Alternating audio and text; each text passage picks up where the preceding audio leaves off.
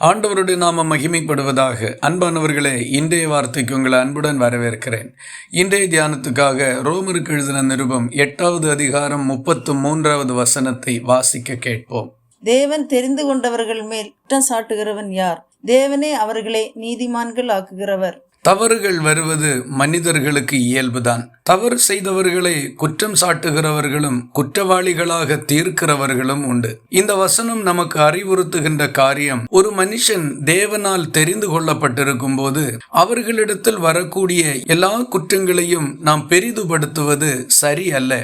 ஏனென்றால் அவனை நீதிமானாக்குகிறவர் கர்த்தர். பிறர் மேல் குற்றங்களை சுமத்தும் பொழுது நாம் நம்மில் குறைகள் உள்ளவர்கள்தான் என்கிற உணர்வு நமக்கு மிகவும் அவசியமாயிருக்கிறது. நம்மில் தவறேதும் வருவது இல்லை என்கிற எண்ணத்தோடு நாம் ஒருபோதும் தவறு செய்கிறவர்கள் அல்ல என்கிற மனநிலையோடும் பிறருடைய தவறுகளை அணுகுகிறது தேவனுடைய பார்வையில் பாவமாக இருக்கும். நாம் எல்லாரும் அநேக விஷயங்களில் தவறுகிறோம் என்கிறதை எப்போதும் நாம் மனதில் கொண்டவர்களாய் இருக்க வேண்டும். மனிதர்களுடைய பார்வையில் குற்றவாளிகளாய் இருக்கிறவர்கள் தேவனுடைய பார்வையில் குற்றமற்றவர்களாய் இருப்பதும் உண்டு.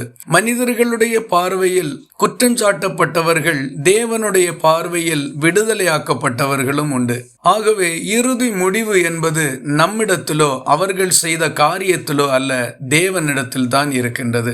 ஒரு ஸ்திரீ பாவத்தில் கையும் களவுமாய் பிடிக்கப்பட்டவளாய் மரண தண்டனை விதிக்கப்பட்டு அதை நிறைவேற்றுவதற்கு போகின்ற வழியில் இயேசு கிறிஸ்துவனிடத்தில் கொண்டு வந்தார்கள். இயேசு அவர்களை பார்த்து சொன்னார், உங்களில் பாவம் இல்லாதவன் முதலாவது கல்லெறிய கடவன் என்று.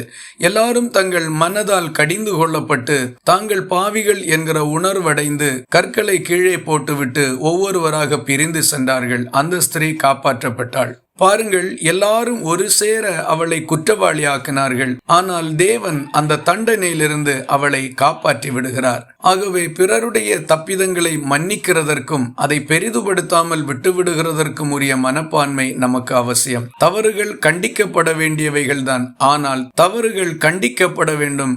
நாமே அவர்களை தண்டிக்கிறவர்களாய் இருக்கக்கூடாது. ஆகவே குற்றம் சாட்டுகின்ற பொழுது ஞானத்தோடு நடந்து கொள்ளும்படி நல்ல உள்ளத்தை கர்த்தர் நமக்கு தருவாராக. இந்த வார்த்தைகள் இந்த நாள் முழுவதும் உங்களுக்கு ஒரு ஆசீர்வாதமாய் இருப்பதாக. ஜெபிக்கலாமா? எங்களை நேசிக்கிற அன்பு நிறைந்த நல்ல ஆண்டவரே, நாங்கள் உம்மை நன்றியோடு துதிக்கிறோம். தவறு செய்கிறவர்களையும் எங்களுக்கு விரோதமான காரியங்களை செய்கிறவர்களையும் குற்றம் சாட்டுகிறதில் நாங்கள் மிகவும் கவனமாக நடந்து கொள்ள எங்களுக்கு உதவி செய்ய வேண்டும் என்று ஜெபிக்கிறோம். நாங்களும் தவறு செய்கிறவர்கள்தான் என்கிற உணர்வு எங்களிடத்தில் மேலோங்கி இருக்க பண்ண வேண்டும் என்று தாழ்மையோடு ஒப்பு கொடுத்து ஜெபிக்கிறோம். குற்றவாளிகளை நீதிமான்களாக்குகிற கர்த்தரும் இதன் நடுவில் இருக்கிறார் என்கிற உணர்வோடு எல்லா நேரத்திலும் நடந்து கொள்ளக்கூடிய அறிவின் முதிர்ச்சியை எங்களுக்கு தரும்படி ஒப்பு கொடுக்கிறோம். ஜெபத்தை கேட்டதற்காக ஸ்தோத்திரம். இயேசு கிறிஸ்துவில வேண்டிக் கொள்கிறோம் எங்கள் அன்புள்ள நல்ல பிதாவே, ஆமீன். கர்த்தர் தாமே உங்களை ஆசீர்வதிப்பாராக.